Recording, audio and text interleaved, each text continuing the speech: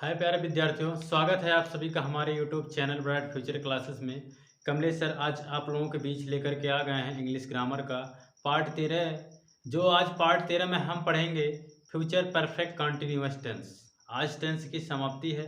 प्यारे विद्यार्थियों, जिस प्यारे विद्यार्थियों को समझ में नहीं आ रहा होगा वो जाके स्टार्टिंग से हमारा पार्ट 1 से स्टार्ट करेंगे देखना, और अंत तक देखेंगे तब बढ़िया से समझ में आ जाएगा। ठीक है, तो आज ये आपका लास्ट टेंस है, तो आ जाइए, जुड़ जाइए और यहाँ से देखिए आप लोग बढ़िया से कि क्या लिखा है इसका परिभाषा। ठीक है, अब आइए देखिए परिभाषा आपका क्या कह रहा है। इसका डिफिनेशन कि जिस वाक्यों में कोई ऐसा समय दिया गया हो जिससे उस कार्य के जारी रहने का पता चले, मतलब कोई ऐसा समय उसमें दिया गया हो, ठीक है, उसमें समय दिया रहेगा, उस कार्य के जारी रहने का पता चलेगा, और उस वाक्य के अंत में क्या होगा, रहा होगा, रहे होंगे, रही होंगी आदि शब्द आएगा, तो उसे हम क्या बोलेंगे, फ्यूचर परफेक्ट कंटिन्यूअस टेंस कहते हैं। और इस टेंस की सहायक क्रिया आपका क्या होगा, shall have been, will have been.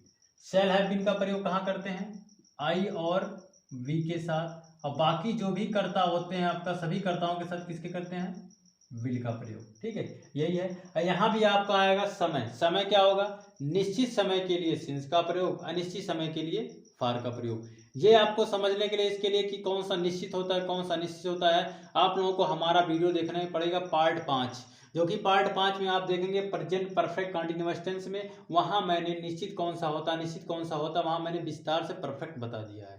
वहां आप जाकर के देखेंगे तो वहां आपको बढ़िया से समझ में आ जाएगा कि निश्चित कौन सा होता है, अनिश्चित समय कौन सा होता है। ठीक है, तो आइए हम चलते हैं, यहाँ आपका क्या है देखते हैं। ये परिभाषा आपका हो गया। अब आइए आपका पहला होता है, क्या होता है, अफर्मेटिव सेंटेंस।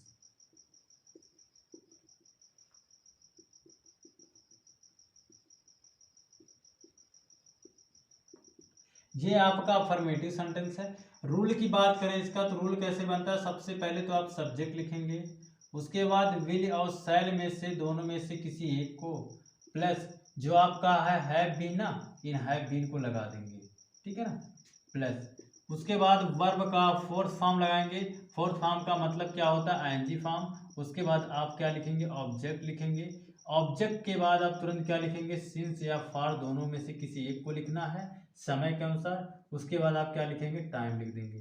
ठीक है ना, तो यही आपका रूल है, ये आपका रूल बना है। आइए एग्जाम्पल जैसे मान लीजिए दिया है, जैसे मान लीजिए दिया हो एग्जाम्पल, मैं सुबह से ही कार्य कर रहा हूँगा।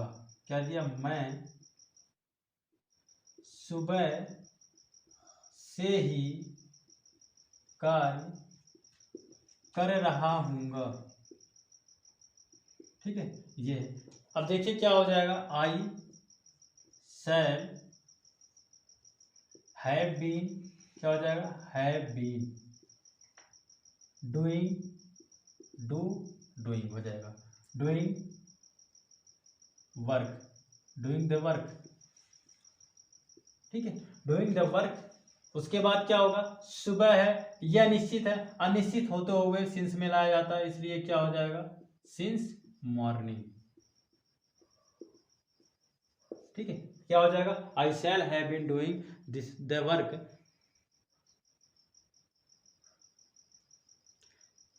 वर्क मीन्स कि ये आपका नहीं रहेगा, सॉरी प्यारे विद्यार्थियों, वर्किंग मीन्स कार्य करना हो जाएगा आपका, क्या हो जाएगा, वर्किंग मीन्स कार्य कर रहा है, ये आपका पूरा हो जाएगा। ठीक है, क्या हो जाएगा, I shall have been working since work morning. ठीक है, ये आपका हो गया अफर्मेटिव सेंटेंस। क्या हो गया, अफर्मेटिव सेंटेंस। आइए अब हम देखते हैं आपका दूसरा क्या होता है, ये आपका निगेटिव सेंटेंस है। इसके रूल की बात करते हैं, देखिए इसका रूल कैसे बनेगा, सबसे पहले आप सब्जेक्ट लिखेंगे, उसके बाद विल और शैल में से कर्ता के अनुसार दोनों में से किसी एक को, उसके बाद नॉट लगा देंगे, उसके बाद हैव बीन जो आपका होता है उसको लिख देंगे। ठीक है, उसके बाद वर्ब का फोर्थ फॉर्म हो जाएगा, उसके बाद आपका हो जाएगा ऑब्जेक्ट, उसके बाद आपका सिंस या फॉर किसी एक को, उसके बाद आपका क्या हो जाएगा, समय हो जाएगा। क्या हो जाएगा, समय हो जाएगा।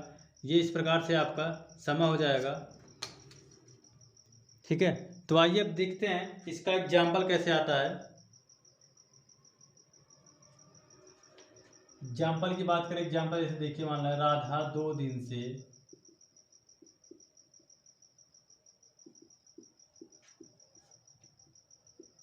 खाना नहीं पका रही होगी। ठीक है, अब देखिए क्या हो जाएगा। राधा विल नॉट, क्या हो जाएगा, not have been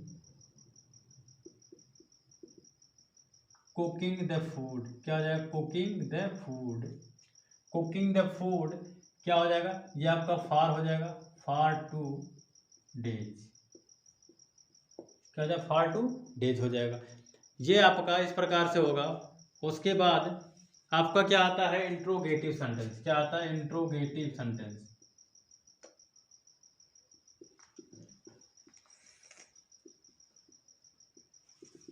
interrogative sentence की बात करें तो दो तरह से बनता है। एक तो आपका क्या बनता है, सबसे पहले क्या शब्द पहले आने पर, क्या शब्द पहले आने पर। जब भी क्या शब्द पहले आएगा तो हमें क्या करना है, उनकी सहायक क्रियाएं जो होती हैं उनको सबसे पहले कर देना है। ठीक है, उसके बाद सब्जेक्ट लिख देंगे, उसके बाद हैव बीन, उसके बाद वर्ब का फोर्थ फॉर्म, उसके बाद ऑब्जेक्ट, उसके बाद सिंस फॉर, दोनों में से किसी एक को समय के अनुसार, उसके बाद टाइम।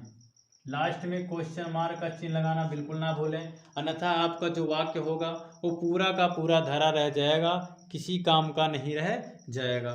ठीक है, तो आइए आपका एग्जाम्पल देखिए क्या होता है।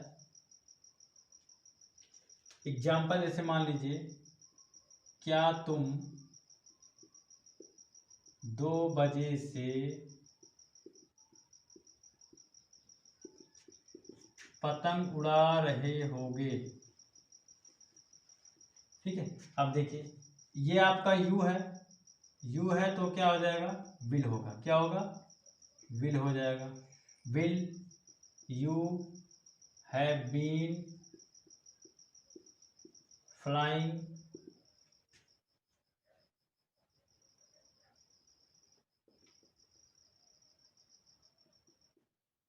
उड़ा रहे होंगे, flying the kite, flying the kite since 2 o'clock। Last में क्वेश्चन मार्क का चिन्ह लगा देंगे। ठीक है, ये आपका क्या हो गया, इंट्रोगेटिव सेंटेंस, क्या शब्द पहले आने पर। फिर हम आगे देखेंगे आपका जो प्रश्नवाचक शब्द इस प्रकार से बनता है, दूसरा वो देखेंगे। आइए देखते हैं आपका दूसरा क्या आता है, प्रश्नवाचक शब्द बीच में आने पर। जब प्रश्नवाचक शब्द बीच में आएगा तो क्वेश्चन वर्ड को पहले कर देंगे, उसके बाद शैल और विल में से किसी दोनों में से किसी एक को, उसके बाद सब्जेक्ट लिखेंगे, उसके बाद हैव बीन लिखेंगे। क्या हो जाएगा, हैव बीन। उसके बाद वर्ब का फोर्थ फॉर्म हो जाएगा, यानी आईएनजी फॉर्म। उसके बाद क्या हो जाएगा, आपका ऑब्जेक्ट हो जाएगा। ठीक है, उसके बाद आपका क्या हो जाएगा, सिंस, दोनों में से, सिंस या फॉर दोनों में से किसी एक को, समय के अनुसार, उसके बाद टाइम, लास्ट में क्वेश्चन मार्क का चिन्ह लगा देंगे। ठीक है, ये आपका रूल है। क्या है, ये आपका रूल है। उसके बाद आइए वाक्य देखिए किस प्रकार से आपका बनता है। एग्जाम्पल जैसे मान लीजिए आ गया, वह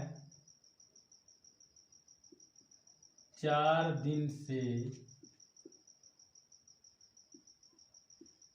दिल्ली में क्या कर रहा होगा। ठीक है, क्या कर रहा होगा, तो सबसे पहले क्वेश्चन वर्ड आपका क्या है, क्या शब्द है, यानी क्या है, व्हाट। उसके बाद क्या हो जाएगा, विल। उसके बाद he have been.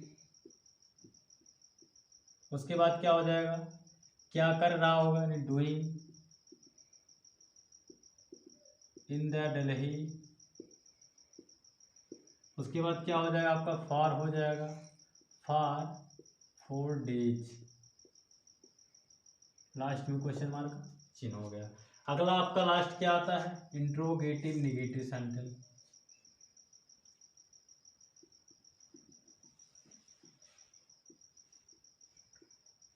Interrogative negative sentence.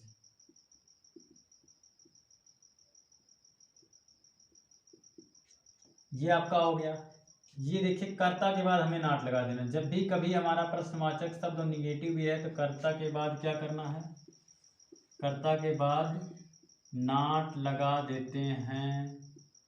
क्या करते हैं, कर्ता के बाद नॉट लगा देते हैं। जहां कहीं भी आपको कर्ता दिखे वहां तुरंत क्या करना है, नॉट लगा देना है। एग्जाम्पल की बात करें तो एग्जाम्पल जैसे मान लीजिए आपका क्या आएगा,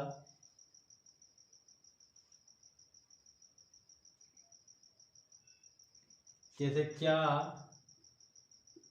वह 4 बजे से खाना नहीं पका रही होगी। अब देखिए, सबसे पहले तो आपका विल हो जाएगा, उसके बाद सी हो जाएगा, यही आपका कर्ता है। कर्ता के बाद नॉट लगा देंगे, उसके बाद हैव बीन, ठीक है। उसके बाद क्रिया का fourth form cooking the food. उसके बाद आपका सिंस हो जाएगा क्योंकि बजे है। उसके बाद 4 o'clock।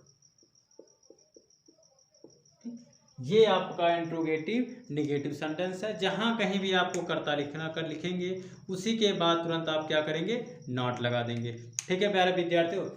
तो प्यारे विद्यार्थियों, आज का वीडियो बस यहीं तक। ये टेंस आपका समाप्त हो गया। ठीक है, तो टेंस आपका जो होता है कॉल यानी tense, present tense, future tense यानी प्रेजेंट पास्ट फ्यूचर, तीनों आपका समाप्त हो गया। तो प्यारे विद्यार्थियों, यदि वीडियो अच्छा लगा हो तो लाइक कमेंट जरूर कर दें और इस चैनल को सब्सक्राइब करना ना भूलें।